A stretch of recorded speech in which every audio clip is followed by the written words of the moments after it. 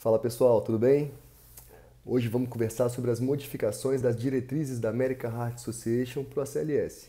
Nós sabemos que periodicamente ocorrem algumas novas evidências que vão surgindo e podem ser incorporadas às recomendações, e a última diretriz de outubro de 2020 trouxe algumas modificações das suas recomendações. Vamos conversar um pouquinho sobre elas então. Bom, em relação às bradiarritmias que causam instabilidade, algumas modificações nas doses de drogas, como vocês estão vendo ali à esquerda nessa caixinha em vermelho, a dose de atropina foi modificada de 0,5 miligrama para 1 miligrama, e isso pode ser repetido a cada 3 a 5 minutos até um máximo de 3 miligramas. Então eu poderia fazer até 3 doses de 1 miligrama. E também a dose de dopamina sofreu uma modificação, ao invés de 2 a 20, ela passou para 5 a 20 microgramas por quilo por minuto. Então, nas bradiarritmias, modificações nas doses de atropina e de dopamina. E nas taquiarritmias instáveis, qual foi a modificação? Bom, uma modificação foi que a gente deve se dirigir à recomendação do dispositivo, do cardiodesfibrilador, para se orientar em relação à carga que vai ser utilizada para alguma taquiarritmia que precise da cardioversão elétrica. Isso para se tentar maximizar a chance de sucesso no primeiro choque, na primeira tentativa. Bom, então não tem mais aquelas cargas todas certinhas recomendadas em números para cada tipo de ritmo, e sim uma recomendação para você se dirigir para o dispositivo, para saber qual é a orientação, qual a recomendação do fabricante, para você otimizar a chance de sucesso no primeiro choque. Bom, muito bem, o problema disso é que a maioria dos dispositivos não trazem no seu manual de instruções a carga que vai ser recomendada para cada ritmo. Esse é o principal problema. O que a gente pode entender disso então?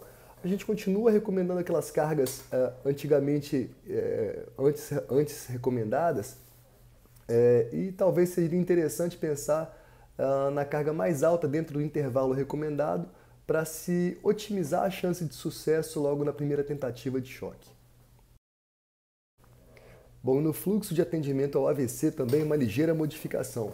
É recomendado que, se o paciente vem com uma notificação pré-hospitalar para um serviço de referência no atendimento ao AVC, e ele precisa, obviamente, de uma imagem com urgência, né, geralmente tomografia computadorizada do crânio, na chegada a esse serviço, ele deve ser levado diretamente para a sala de exame, né, para a tomografia ou para a ressonância, sem que ele faça uma parada no departamento de emergência para uma reavaliação médica. Se ele já vem sendo avaliado no pré-hospitalar, ele pode ir direto para fazer o exame e assim otimizar o tempo, sem causar maiores retardos aí para o diagnóstico e para o tratamento de um possível AVC isquêmico agudo. No infarto com supra de ST também teve uma pequena modificação. Essa que está aqui em cima, ó, está em vermelho.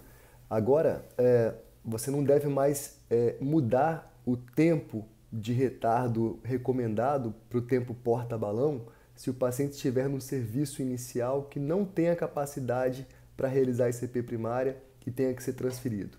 Agora tempo porta-balão recomendado deve ser de no máximo 90 minutos, e também o tempo do primeiro contato médico até o balão. Ou seja, primeiro contato médico em um serviço até o balão de ICP primária num outro serviço. Esse tempo é o mesmo para essas duas situações. Ele deve ser de no máximo 90 minutos. Então, é uma janela um pouco mais rigorosa para a oportunidade terapêutica. Então, recomendando realmente que se faça reperfusão coronária o mais precoce possível. E se você prevê, numa análise crítica, um retardo maior que 90 minutos, desde o primeiro contato médico até o balão na reperfusão coronária durante a ICP primária, você deve preferir a trombólise, fazer reperfusão química o quanto antes e não retardar e deixar esse miocárdio sofrer mais necrose e perder viabilidade. Agora olha aqui para a direita, ó, outra modificação, PCR em gestante. Você deve considerar uma cesárea perimorte dentro de até 5 minutos do início da PCR, né? Isso, claro, dentro de um contexto de um cenário clínico favorável, com uma equipe capacitada para isso, você deve sim pensar nessa possibilidade da cesárea perimorte em até 5 minutos.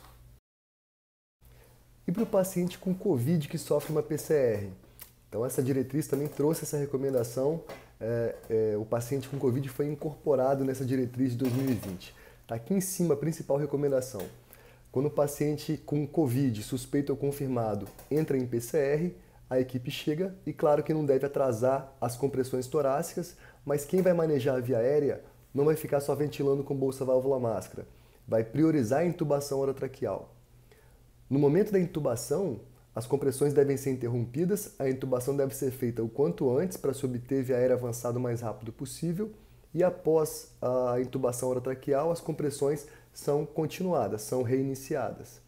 Depois da intubação, deve-se conectar o capnógrafo, avaliar a posição correta do tubo e já conectar o paciente no ventilador mecânico, deixar em modo assisto controlado, FO2 a 100%, e não ficar ventilando com bolsa válvula máscara para não ficar aerosolizando para o ambiente.